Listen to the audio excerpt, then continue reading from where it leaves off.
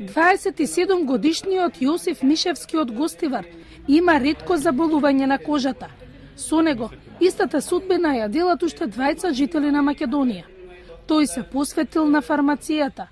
Верува дека еден ден ќе може да најде лек за неговото заболување. Со надеж дека можеби во иднина ќе се открие нешто, можеби ја зададам свој допринос до пронаѓање на лек за ихтиоза. Има ли дискриминација? Фармацевската струка е барана, но дали се чувствувате дискриминирани? Од мој личен аспект сметам дека има дискриминација. Кај мене нема лек, лек што се користи за ихтиоза, кај мене се суплементи, односно додатоци во исхрана и лосиони, Тие не спаѓаат во првата линија, она линија која што одобрува Министерството за здравство, спаѓа во секундарна линија. Во Македонија околу 400 луѓе неофицијално имаат ретко заболување, болести за кои никогаш не сме ги слушнале, но луѓето живеат со тоа.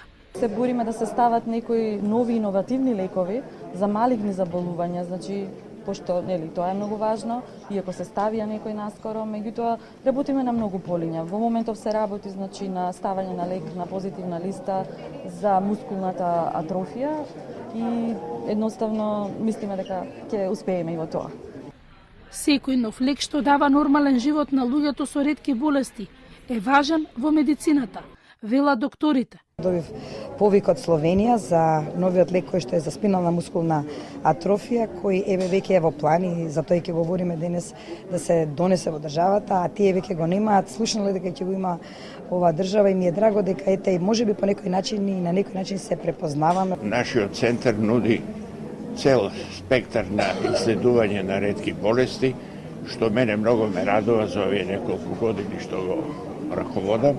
И сметам дека и во иднина ќе се бориме да се што е во светот актуелно биде достапно и на нашите пациенти кои апсолутно го тоа заслужуваат.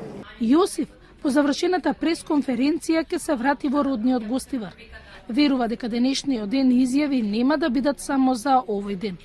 Пораката за неговата способност како добар иден фармацевт ќе ги промени стереотипите.